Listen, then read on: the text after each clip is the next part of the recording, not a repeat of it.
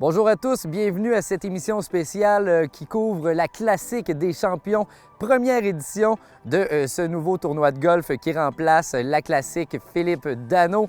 Donc la classique des champions qui cette année mettait de l'emphase sur les athlètes élites de la région. On a des bourses qui auront été remises. On a eu la chance de rencontrer les 8 athlètes nommés et boursiers de cette première édition de la classique des champions. On vous a préparé un petit montage de tout ça. J'espère que ça va vous plaire.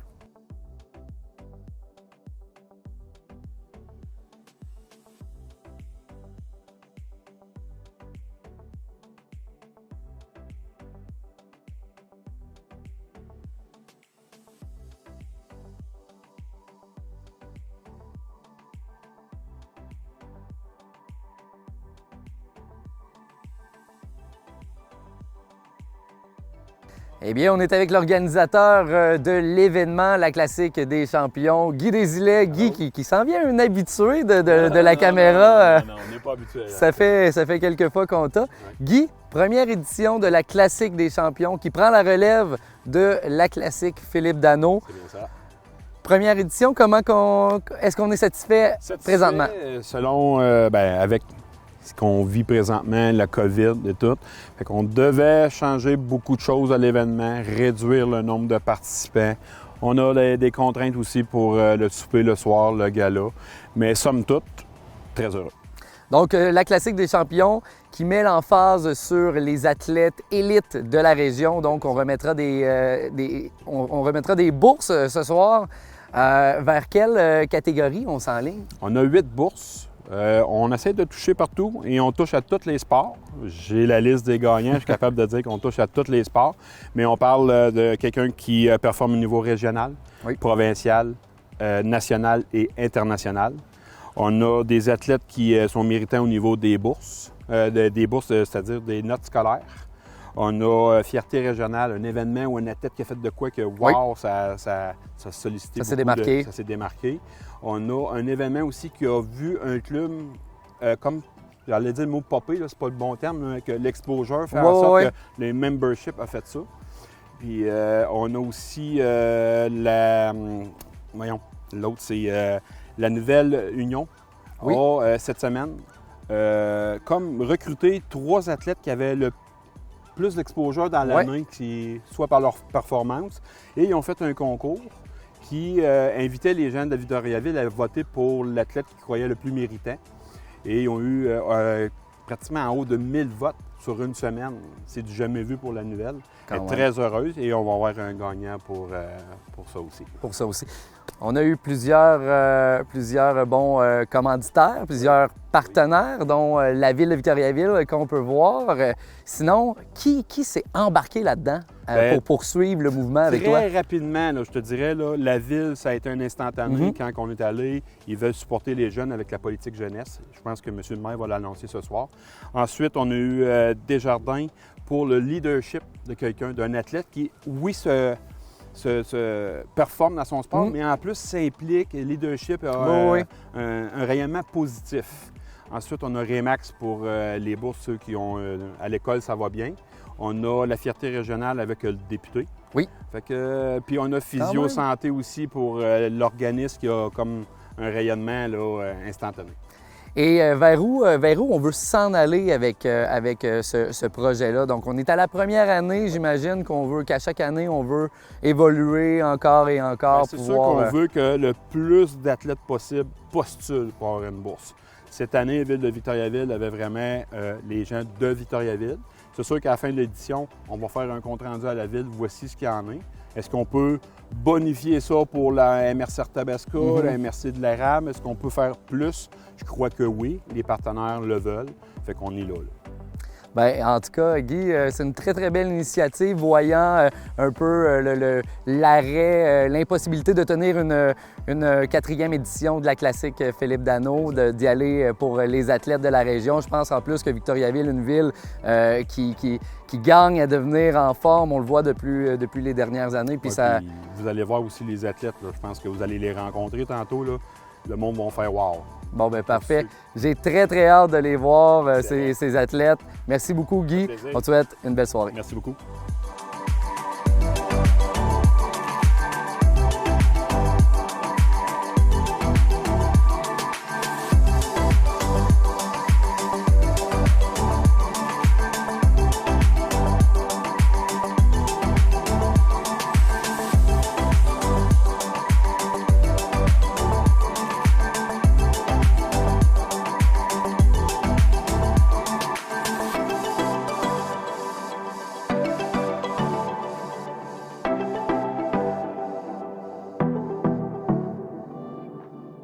Ici, c'est Kiosque Tim Hortons.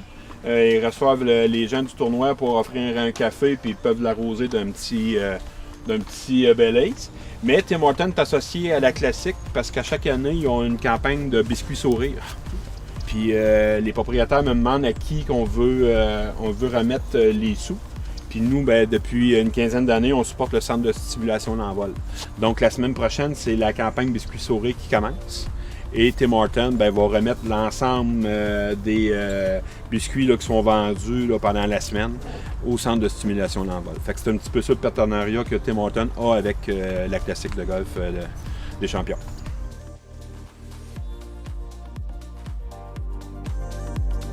C'est les gens, il y a 2 endroits pendant la classique où on peut acheter des billets. Puis ça sert pour le tirage de ce soir. Donc il y a une quinzaine de prix, on a des chandails des joueurs de Ligue nationale, on a des outils, on a une TV, tout ça. C'est le seul endroit ici qu'on peut acheter. Il y a un autre endroit qu'on peut faire un autre concours, mais ici c'est pour le tirage de la fin de soirée. Puis les sous qu'on ramasse, ça sert pour les bourses qu'on remet aux athlètes. Donc c'est la seule activité. C'est vraiment juste ici qu'on peut en acheter. Pendant la soirée, on n'achète pas le monde avec des billets à acheter ou quoi que ce soit. C'est vraiment juste à un endroit.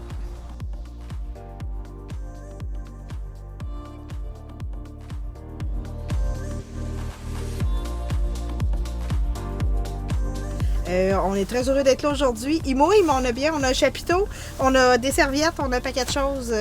On a des cadeaux à donner aux gens qui vont être sur place. Donc voilà, on est content d'être là. En fait, pourquoi monter un kiosque à la TV communautaire à un tournoi de golf? Aujourd'hui, c'est la classique des champions. Puis, on a été approché par Guy Desilets, qui est l'organisateur, qui est juste là un petit peu plus loin sur le terrain. Puis, il nous a demandé justement d'avoir une tente. Je pense qu'il trouvait que notre kiosque était le fun. On est des bonnes animatrices, on a du plaisir. Puis, on s'amuse avec le monde. C'était un petit peu l'objectif aujourd'hui. En fait, à notre kiosque, on a sorti les boules. On a sorti le boulier aujourd'hui du télébingo. Donc, à tous les mardis soirs, il y a un télébingo et c'est le boulier officiel qui est présent à tous les télébingos le mardi soir. Donc, on propose aux gens, en fait, de choisir leur boule. Après ça, on part le télébingo. On part le boulier, excuse-moi. Puis, une fois que les jeux sont faits, les boules sortent. Si les gens ont leur lettre, on leur offre un shooter gratuit, gracieuseté du tournoi de golf ici aujourd'hui. C'est un événement qui est extraordinaire parce que ça permet à nos athlètes d'élite d'avoir une genre de petite tape dans le dos pour les aider à poursuivre leur carrière. On sait que c'est extrêmement onéreux pour les parents et l'entourage d'amener un athlète à un très haut niveau. Alors, si par cet événement-là, puis l'appui des partenaires, on peut permettre d'amasser un peu de sous pour eux, c'est formidable. Les dépenses qui sont engagées, les frais de déplacement, souvent les frais d'inscription pour divers événements, l'hébergement. Alors, les frais, ça monte très, très vite. Et puis, avant de récolter le fruit de tout ça, ça peut prendre du temps. Puis, bien des fois, ça peut arriver que ça ne fonctionne pas non plus. Mais au moins, si les athlètes reçoivent un peu d'aide, c'est formidable. Ça, il faut en prendre soin de nos athlètes de la région. Effectivement, comme vous le dites, quand ils vont à l'extérieur, c'est certain que le nom de Victoriaville, Plessisville, toute la région rayonne. Alors, c'est effectivement une belle façon de les encourager. Puis, par le rayonnement, inévitablement, ça nous revient. Présentement en compagnie de Nolan Turgeon, triathlète nommé aujourd'hui à ce gala de la classique des champions. Nolan, salut, ça va bien? Oui, ça va bien, toi? Très bien, merci. Nolan, comment tu te sens d'être nommé ici à ce gala de la classique des champions? Bien, c'est certain que je suis fébrile, là. C'est sûr qu'en tant qu'athlète, on espère toujours quand on on se met là pour une bourse. Ben oui. On espère pouvoir la gagner, c'est certain. Fait que j'étais très content. C'est une des premières bourses que je gagne, à vrai. Fait que j'étais très fébrile quand j'ai su que j'étais le gagnant de cette bourse-là. Ben, fantastique. Déjà, félicitations. Déjà, félicitations. Merci. Nolan, parle-nous un peu de toi, ton parcours comme athlète. Comment on devient un triathlète, justement? Ouais. Bien, dans le fond, il faut vraiment que tu aimes les 3 disciplines qui sont la natation, le vélo puis la course. Il faut vraiment que tu aimes les 3 parce que s'il y en a une que tu n'aimes pas, au final, ça va pas fonctionner. Là. Tu vas toujours aimer mieux puis tu vas être meilleur dans un que l'autre. Fait que, mais c'est vraiment, ce que j'aime, c'est que c'est vraiment 3 disciplines différentes. Fait que tu peux toujours changer de comment tu t'entraînes puis tu fais jamais la même chose. Fait que c'est ça que j'aime du triathlon, là. C'est vraiment diversifié. Donc, toi, tu aimes les 3 disciplines égales. Tu n'as pas un favori? Ben, c'est certain que j'ai un favori pour la course. C'est ma force, puis c'est ce que j'aime le plus, mais j'aime les 3 disciplines énormément. Donc. Tu dis que la course, c'est ta force. Est-ce que entre le cyclisme et la natation, il y en a un que tu aimerais travailler un petit peu plus? C'est certain que la natation, c'est une de mes faiblesses. Faut vraiment que je la travaille, mais d'année en année, là, je progresse, puis c'est ça que je pense qui est le mieux pour moi. On pourra demander les conseils d'une très bonne nageuse qui est ici ce soir, Anne-Laurie Descamps, que tu connais très bien. D'après moi, on peut te donner des bons conseils là-dedans. Nolan, j'ai pas le choix de te demander, 2020, c'est une année particulière avec la pandémie de COVID-19. Qu'est-ce que tu as fait durant la quarantaine, durant le confinement pour te garder en forme? Bien, dans le fond, moi, la course puis le vélo, ça n'a vraiment pas été affecté par ça. C'est certain que je ne pouvais plus m'entraîner en groupe, mais individuellement, j'avais aucune différence à l'habitude. Donc, je pouvais aller courir, pas de problème, faire du vélo. C'est sûr que la natation, ça a été très difficile de rester à jour, mais c'est ça, le lac Nicolette il est très proche. Donc, j'allais nager en eau libre au lac Nicolette. Puis, j'y allais moins souvent un peu, mais j'essayais de rester discipliné là-dedans. Puis, j'imagine que tu n'es pas allé dès le mois de mars. Là. C'était non, encore c'est un petit peu trop froid à ce moment-là. C'est certain que j'ai commencé vers le mois de juin environ. Mi-mois de juin, fin mois de juin. Puis après ça, j'y allais 1 à 2 fois par semaine. Je faisais mes entraînements là. Là, il y a les piscines qui ont réouvert entre-temps. Donc, est-ce que tu vas à la piscine pour t'entraîner? Oui, présentement, dans le fond, comme je suis en sport-études, tous les après-midi, je vais m'entraîner. Puis la piscine est disponible pour nous avec toutes les restrictions.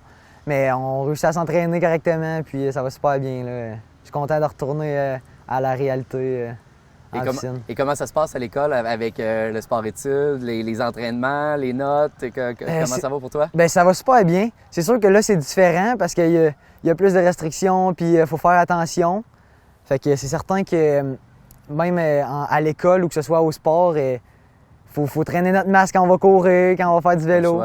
Mais on n'a pas le choix, mais ça s'agence bien. Là, c'est pas trop compliqué. Fait. Et là, je crois que tu es en secondaire 5, tu commences cette année. Ouais, c'est quoi ton but cette année? Quel but tu veux atteindre dans ton sport? Dans mon sport cette année, c'est certain que j'aimerais ça progresser assez en triathlon pour pouvoir aller aux Jeux canadiens de triathlon en 2021, durant l'été. C'est sûr que c'est un de mes principaux objectifs. Puis si je travaille fort, je pense que c'est atteignable. Bien, on va te souhaiter le meilleur des succès, Nolan. Félicitations encore pour ta bourse d'aujourd'hui et on va garder un œil sur toi pour le futur. Merci beaucoup. C'est maintenant au tour de l'athlète Marc-André Fortier de passer sous la caméra, comme on pourrait dire. Marc-André, athlète de cyclisme de montagne. Comment ça va, Marc-André? Ça va super bien, vous? Très bien, merci. Marc-André, boursier à ce gala de la Classique des champions. Comment tu te sens? Oui, c'est le fun que le club de golf organise cet événement-là. Aussitôt que j'ai vu ça, j'ai embarqué tout de suite. C'est le fun que la ville, on ait quelque chose comme ça à Victoriaville. Très apprécié.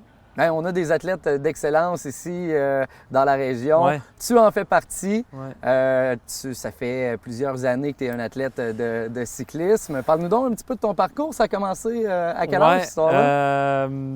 À 7 ans. Donc, ça fait 17 ans que je fais ça. Peut-être 15 ans que je fais de la compétition. Je dois recommencer la compétition à 9 ans, régionale, Victoriaville, Sherbrooke. Puis après ça, on a vu que ça allait bien. On est allé au niveau provincial à 10 ans. Puis ça n'a jamais arrêté depuis ce temps-là. Là. Donc ensuite, Ouais. l'entrée au secondaire, Ouais, ça a suivi. On parlait de sport-études, tu es passé par là également. Oui, Victoriaville a commencé à offrir le sport-études. J'étais en secondaire 4 au Boisé.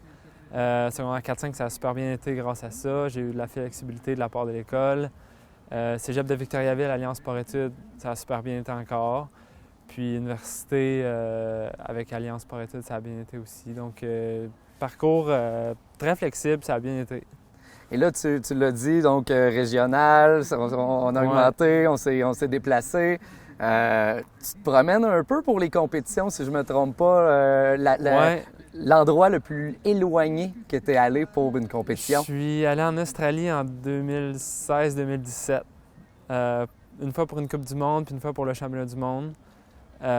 Donc ça, ça a été le plus loin. Là. Ouais, c'est un bon 24 heures de voyagement pour se rendre. Là. Comment ça se répercute sur sur les performances quand on fait autant de vols pour arriver à une compétition? Il faut se prévoir d'avance. Il faut que tu arrives d'avance pour le décalage horaire, puis de se reposer de cette fatigue-là parce que tu dors pas bien. Fait que c'est juste de prévoir d'arriver d'avance, puis sinon... S'acclimater un petit peu. Oui, exact, là. exact. Ouais, c'est plus chaud qu'ici, puis tout ça ensemble, là, ouais. Comment se passe l'année 2020 pour toi, Marc-André, au niveau sportif? Ça va bien. C'est différent. Il y a une petite motivation, des petits downs durant l'été, mais ça s'est bien passé. Je suis en santé, donc pour ça, c'est bien. Puis on a juste continué à s'entraîner, puis la forme est bonne. Reste juste à avoir des compétitions. Est-ce que tu as été en mesure de t'entraîner comme à l'habitude, malgré les circonstances de la pandémie cette année? Oui, donc quand le lockdown a été déclaré, moi j'étais à Victoria, en Colombie-Britannique. J'ai pris la décision de louer une maison, de rester là le plus longtemps possible, puisqu'on ne pouvait pas encore rouler au Québec. Mm-hmm. Donc je me suis enfermé là, j'ai juste roulé, puis les sentiers sont super beaux. Ça a bien été, puis durant l'été, je suis revenu à la maison. Vélo de montagne, je peux m'entraîner dehors, donc j'ai pas de contact. Rien n'a été fermé pour moi, donc tout a bien été, là. Ouais. Justement, pour te changer les idées de l'entraînement, qu'est-ce que tu as fait? Es-tu un joueur de jeux vidéo? Est-ce que les films, Netflix? Oui, Netflix.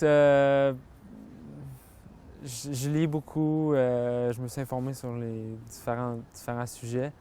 Je peux pas dire... j'ai continué la même routine. Ouais, Écoute, rien de spécial. Si ça n'a pas eu trop de répercussions sur toi, c'est fantastique. Ouais. Et qu'est-ce qu'on te souhaite pour la suite, mon cher?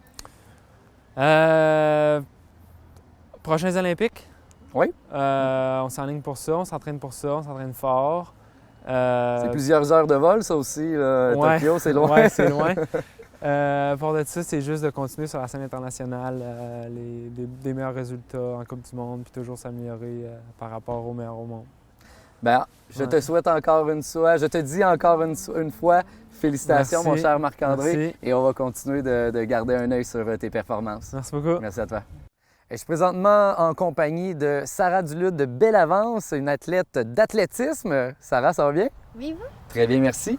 Comment tu te sens, Sarah, d'être nommée ici ce soir au gala de cette première Classique des champions? Qu'est-ce que ça te fait? Bien, c'est sûr que je suis vraiment contente que la région puisse supporter les athlètes de haut niveau. Mais sinon, pour vrai, ça me fait chaud au cœur d'être supportée financièrement aussi par la région. Puis, oui, pour vrai, je suis vraiment contente d'être soutenue, puis ça fait du bien. Ça fait combien de temps que tu pratiques ce sport-là, Sarah?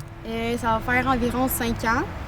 Puis, c'est ça, moi, je fais de l'athlétisme. Je fais du sprint dans l'athlétisme. OK. Oui, parce qu'en fait, il y a plusieurs disciplines, là, fait que je fais le sprint. Alors, tu me dis que ça fait 5 ans. Parle-nous un petit peu de ton parcours, justement. Qu'est-ce qui t'a amené vers l'athlétisme? OK. Oui, j'ai commencé en jouant au soccer. Oui. Puis j'ai toujours couru vite, mettons, dans ma vie. Fait que mon père, il était comme, tu préfères toi, des compétitions d'athlétisme, ça serait peut-être bien, puis tout ça. Donc j'ai commencé avec la qualification pour les Jeux du Québec à Longueuil 2014. Fait que ça fait quand même longtemps.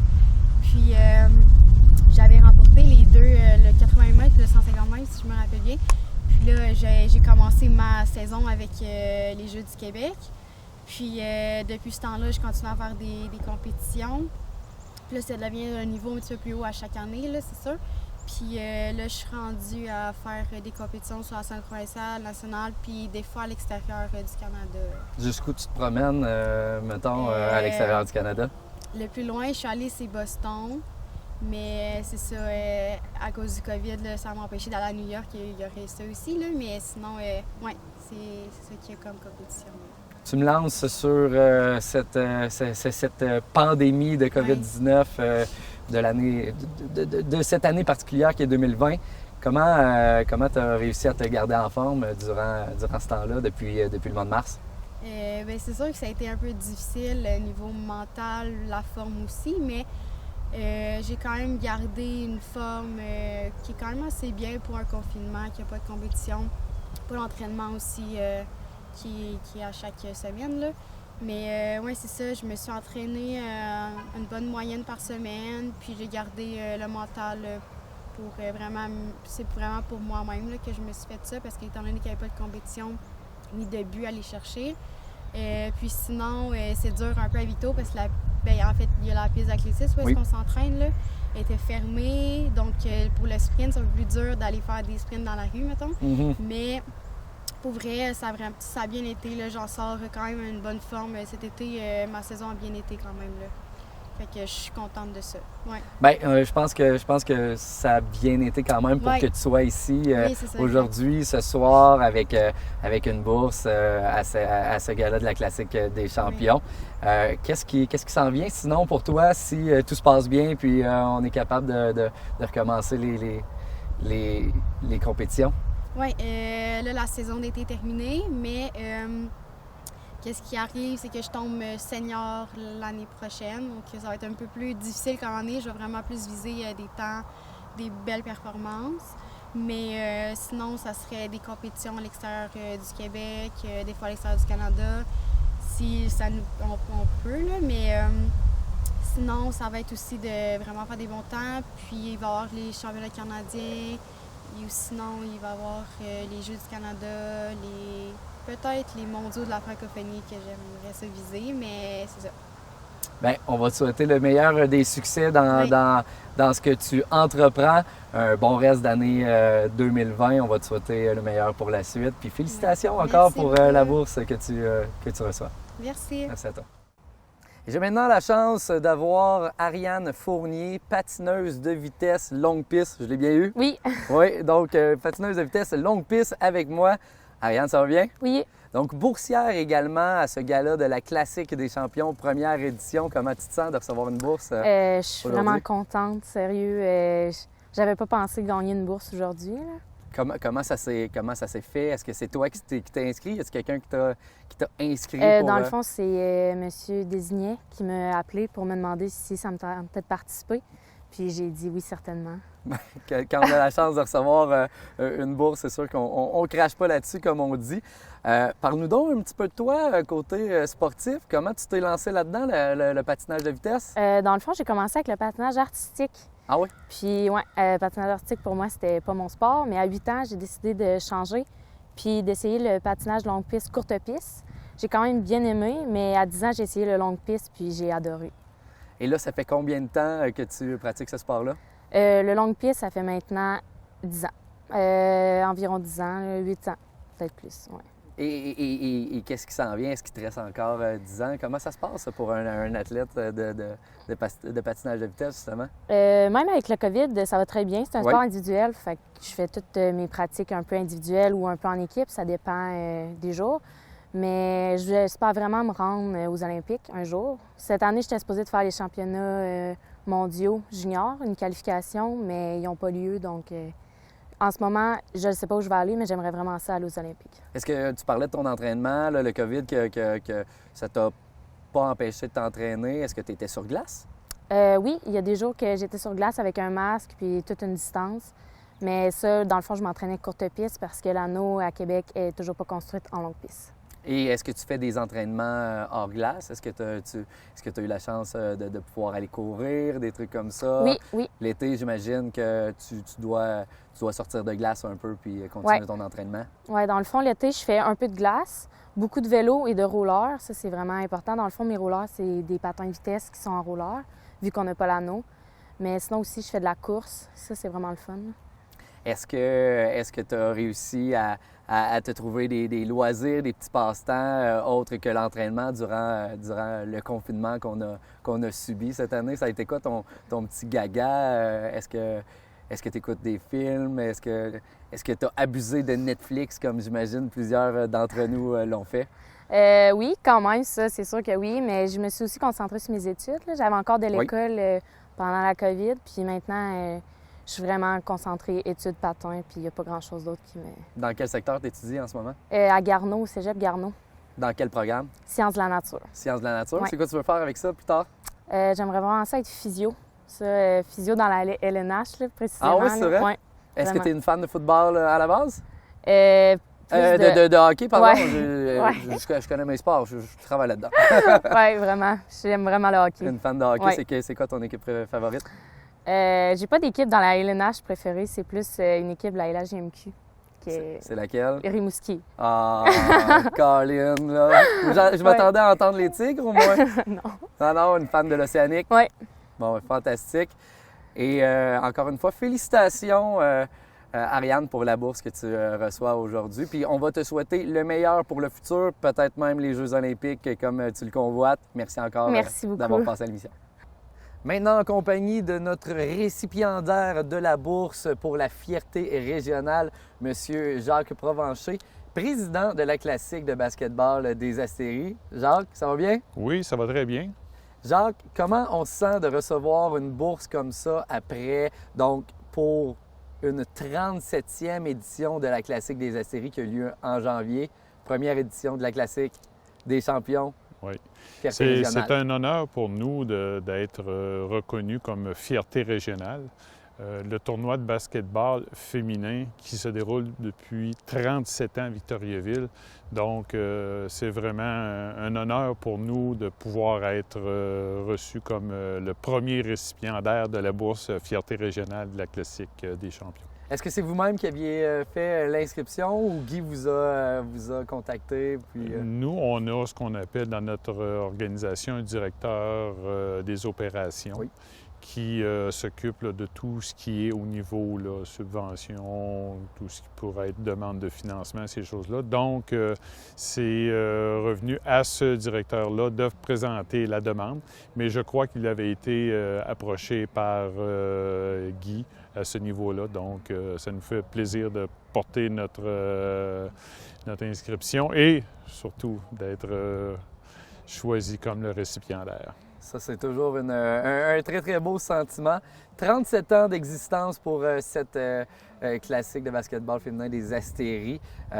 C'est un des très gros événements sportifs dans la région. Ça nécessite quoi pour faire marcher ça, cette machine-là?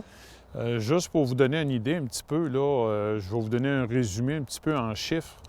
C'est 125 équipes qui se présentent à chaque année, donc 125 équipes féminines de 11 à 17 ans et on a même une classe ouverte aussi donc pour des adultes.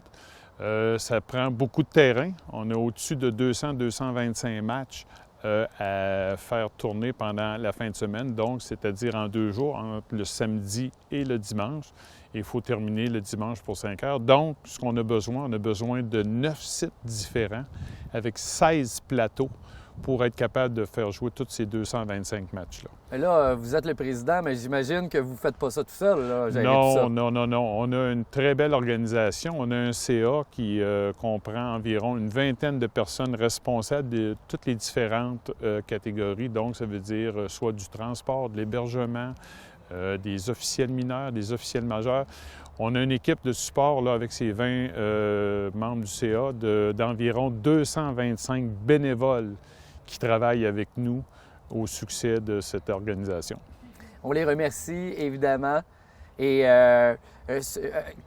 Financièrement, comment ça fonctionne? Est-ce que vous avez l'aide de partenaires? J'imagine que la Ville de Victo, avec le temps, est un bon partenaire comme ce soir pour la Ville de la classique. Victoriaville nous aide beaucoup en support monétaire et financier et surtout en support technique. Donc, on utilise beaucoup de plateaux qui sont supportés par la Ville de Victoriaville. Donc, on a 5 commanditaires principaux, la Ville de Victoriaville, bien entendu. Par la suite, la commission scolaire, les Bois-Francs, parce qu'on utilise quand même beaucoup de plateaux des écoles. On a Parmalat aussi, qui est ici depuis plusieurs années, qui nous fournit en matériel ces choses-là. Bien entendu, les caisses populaires des jardins qui sont toujours présentes avec le développement des jeunes, surtout féminins. Et pour terminer, la compagnie Subway qui nous aide beaucoup aussi au niveau du support financier et ainsi qu'au niveau matériel. Là, on dit que cette classique-là, habituellement, c'est à l'hiver. Oui, au mois de janvier. C'était au mois de janvier, la 37e. Janvier 2020, oui. Janvier 2021, qui est des moins certains encore, compte tenu des circonstances de cette année. Qu'est-ce qu'on va faire? C'est très difficile là, maintenant de prévoir, comme vous pouvez voir un petit peu, la situation évolue là, presque journalièrement. Présentement, le tournoi est annulé pour 2021. Sauf qu'on attend toujours un petit peu l'ouverture de la santé publique pour voir qu'est-ce qu'ils vont permettre. Il se permet présentement aussi de jouer à l'intérieur. Les sports-études devraient reprendre prochainement. On vise peut-être d'avoir un événement plus petit, qu'on appelle un tournoi de 3 contre 3, qui serait plus facile peut-être là, à réussir à satisfaire avec la santé publique. Mais pour l'instant, on va dire tout est sur la glace. On attend vraiment les développements là, de qu'est-ce qui va être. Mais on espère là, pouvoir tenir un mini-événement pour continuer la tradition. Bien exactement. On ne veut pas laisser mourir ça à cause d'une seule année, ce bel événement-là qui fait rayonner Victoriaville de mille feux. Et on va vous souhaiter, Jacques, le meilleur pour la suite. On va vous souhaiter que la situation se rétablisse et que peut-être pas 2021, mais qu'on retrouve une belle classique des Astéries en 2022. C'est ce qu'on espère et on en profite de l'occasion pour remercier beaucoup la Classique des champions pour ce magnifique honneur qu'ils nous font. Et on vous dit encore une fois félicitations. Merci beaucoup. Maintenant, en compagnie de Anne-Laurie Descamps, une des athlètes nommées à cette première édition de la Classique des champions. Salut Anne-Laurie, ça va bien? Oui, ça va bien, vous? Très bien, merci. Anne-Laurie, comment tu te sens d'être nommée à cette première édition, de pouvoir recevoir une bourse ce soir? Bien, c'est sûr que c'est vraiment un honneur parce qu'il y avait beaucoup de personnes qui s'étaient présentées puis que ça soit moi qui ait été choisie, ça me rend fière de tous les efforts que j'ai mis pour me rendre jusqu'ici. Donc, c'est un beau privilège d'être là. Exactement. Tu es une athlète de natation. Ouais. Parle-nous donc un petit peu de ton parcours académique. Tu as commencé à quel âge? Pas académique, ton parcours scolaire, excuse-moi. J'ai commencé, mes compétitifs, j'avais environ 9 ans au club. Puis, d'année en année, ça allait vraiment mieux. Puis, à un moment donné, je me suis rendue au championnat canadien. Puis sinon, j'ai compétitionné aussi au championnat 3A, donc parmi les meilleurs au Québec, puis parmi aussi les meilleurs au Canada. Qu'est-ce que tu vises plus tard dans cette carrière en natation? Là, c'est sûr que j'ai commencé à faire de la natation en eau libre. Fait que j'aimerais peut-être ça, faire la traversée du lac Saint-Jean, puis des grosses traversées à travers le monde. Ça serait vraiment le fun. Donc, des longues distances, ça serait un beau challenge pour toi? Exactement. Et qu'est-ce que ça a comme répercussion à l'école, par contre, tous les entraînements, d'être parti un petit peu à gauche, à droite? Est-ce que c'est positif? Est-ce que c'est négatif pour toi? Mais moi, je suis en sport-études. Fait que le matin, on a de l'école, puis l'après-midi, la natation. C'est très positif. Puis les profs, ils sont vraiment... ça leur dérange pas tant qu'on manque des journées en cause qu'on est en compétition. Ils comprennent ça, puis ils vont essayer de s'arranger pour que ça aille le mieux possible pour nous à l'école, vu qu'on en manque quand même souvent à cause des compétitions. Et là, j'ai pas le choix de te demander la question fatidique de cette année 2020. Hein? Qu'est-ce que tu as fait pendant la quarantaine? Tu es une athlète de natation, tu es une nageuse et les piscines étaient fermées. Comment tu as réussi à te garder en forme? J'ai fait un peu de musculation chez moi. Sinon, de la course, du vélo pour garder le cardio. Puis aussitôt que les lacs, on a pu y aller, que c'était quand même des températures correctes, on était dans les lacs. Fait que ça m'a permis un peu de nager jusqu'à temps que les piscines rouvrent. Puis début juin, les piscines ont ouvert. Fait que j'ai pu m'entraîner en piscine de nouveau. Et là, l'école vient de recommencer. Ouais. Ton but cette année? Bien, c'est sûr que ça serait avoir des bonnes notes parce que c'est secondaire 5 cette année que je suis. Puis c'est ma dernière année au secondaire, fait que j'aimerais ça la finir en beauté. Bien, on va te le souhaiter, Anne-Laurie, et profites-en de cette 5e année du secondaire parce que c'est un moment très particulier dans la vie d'un étudiant. Merci beaucoup. Et je suis maintenant en compagnie de Noémie Paré, golfeuse de grand talent, il faut le dire, parce que Noémie, golfeuse depuis plusieurs années. Comment ça va, Noémie? Ça va bien, ça va bien. Tu as eu l'occasion de jouer aujourd'hui? Oui, j'ai joué quelques trous en fin d'après-midi dans la belle température. Ben oui, on le voit, on le sent surtout, hein? Les mains, on commence à avoir un petit peu il fait pas très chaud, mais c'est bien le fun pareil. Comment tu as trouvé la journée, justement, l'organisation pour cette première classique des champions? C'était très agréable. Je savais pas quoi m'attendre. En fait, j'avais jamais participé au tournoi, mais non, c'était super le fun. J'ai rencontré plein de monde ce midi pour leur départ. J'ai frappé quelques balles avec le maire. C'était bien le fun. Là. Ah, c'est fun, ça. Il est super gentil, André, en plus. Oui, on a fait des belles choses. Puis j'ai joué un peu, c'était vraiment agréable. Donc, journée qui se termine avec ce gala de remise de bourse. Évidemment, tu sais que tu reçois une bourse ce soir. Comment tu te sens par rapport à ça? Ah, bien, je me sens très chanceuse, en fait. Non, c'est super. J'ai entendu un peu parler de la classique il y a quelques mois, donc je me suis permis d'appliquer et tout. Et j'étais très contente quand j'ai eu l'appel de M. Desilets. Donc, non, c'est super. Je me sens très heureuse, très chanceuse. C'est super. Parle-nous un petit peu de ton parcours. Je disais que ça fait déjà plusieurs années que tu joues au golf. Tu as commencé à quel âge environ? J'ai commencé, j'avais environ 11 ans. En fait, j'ai commencé par l'entremise de mon grand frère qui jouait depuis quelques années. Puis j'ai essayé de me trouver un partenaire de jeu. Ça faisait un petit bout de temps. Donc avec lui, on est allé au club de golf une couple de fois. Puis à partir de là, j'ai bien aimé ça. J'ai commencé les compétitions plus autour de 15 ans. J'ai commencé à être un peu plus compétitive autour de 17 ans. Fait que là, ça fait une couple d'années là. Et par rapport à ça, ensuite, au secondaire, est-ce qu'il y avait un sport-études golf? Est-ce que tu étais là-dedans? Oui, j'ai fait... Tu as joué à l'extérieur? Comment ça s'est passé pour toi? J'ai fait sport-études. J'ai changé beaucoup d'écoles, en fait. Ma famille voyage un peu, là. Fait que j'ai fait sport-études à Drummondville. Après, à l'Académie Saint-Louis de Québec. Et j'ai terminé secondaire 5 et comme première année de cégep à distance, donc j'étais en Floride. Puis je pouvais m'entraîner à travers l'hiver pour passer un peu les mois plus froids ici. Et ensuite, je suis allée à l'université en Floride. Donc j'ai fait mes 4 ans sur la NCAA, puis on faisait des tournois à travers les cours et tout. Donc c'était bien, c'était vraiment le fun. Et là, est-ce qu'on s'enligne vers le parcours pro prochainement? C'est ça, c'était ça le plan en fait avant le COVID. On pensait que cet été, ce serait un bon moment pour tourner pro. Mais là, il n'y a pas de tournoi de qualification, donc ça change un peu les plans. Mais c'est encore d'ici quelques années. Là, je pense que j'aimerais bien l'année prochaine, mais on va voir où est-ce que la vie nous amène. Comment ça va se passer, justement? Oui, exactement. Là, on en parle de ce COVID-là qui a marqué nos vies durant cette année 2020. Ah, c'est ça. Comment tu t'es gardé en forme? Qu'est-ce que tu as fait pour pas perdre la touche? Ah, ben écoute, je me suis entraînée à la maison. Mes parents ils ont bien supporté le tout et ont acheté quelques équipements d'entraînement pour me mettre en forme à la maison. Puis j'étais ici pas mal à tous les jours, depuis le 18 mai. Je crois c'était le 18 mai qui ont ouvert les terrains de golf. Donc j'étais ici depuis le 18 mai.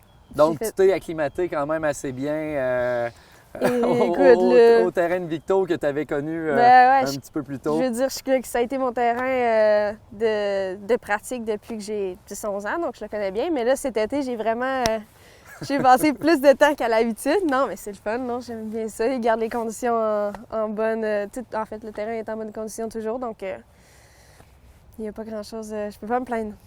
Quelle est ta force au golf, Noémie? Ah, ma force? Ouais.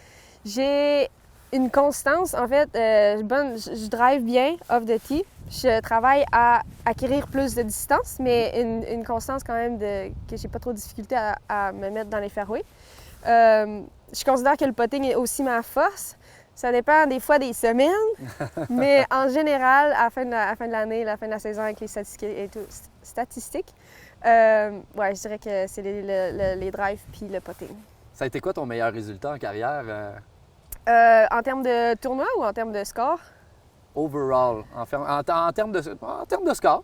En termes de score, j'ai joué, ce serait un -6, 67 l'an dernier. C'était à l'Invitation Bromont, un tournoi pro que j'ai joué comme amateur, puis c'est moi qui l'ai remporté. J'ai joué -7 total, dont une ronde de -6. Donc ça a été un beau highlight pour moi l'année passée, là.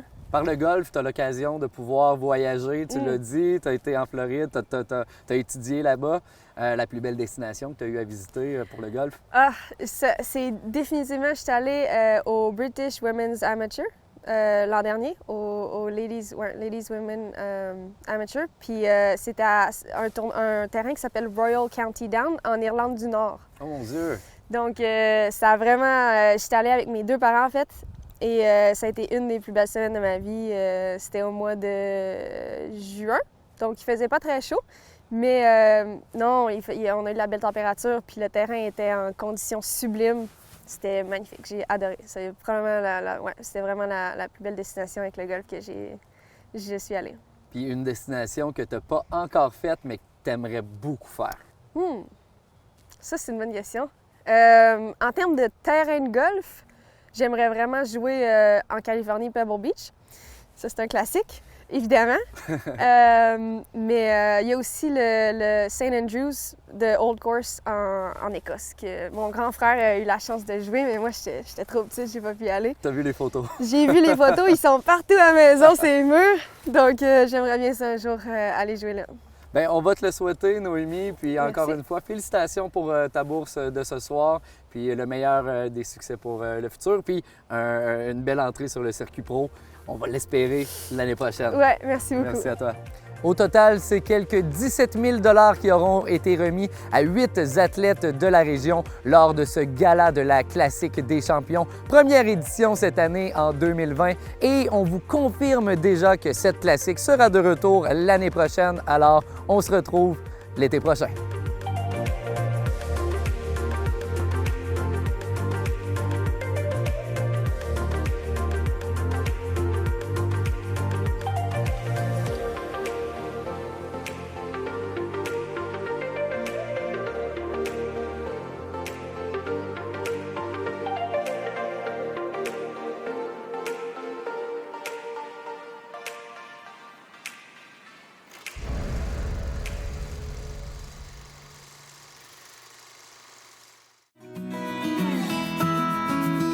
Ça fait maintenant 2 ans que je suis bénévole ici. Moi, c'est parce qu'ici que j'aime le bénévolat ici, parce que c'est un esprit familial qui nous met tout à l'aise. Ça me valorise. Je me sens un petit peu important de travailler pour les gens qui m'ont donné un jour la chance, et c'est à mon tour de leur donner une chance de promouvoir leur talent. Je suis Gérard Saint-Cyr et je suis bénévole.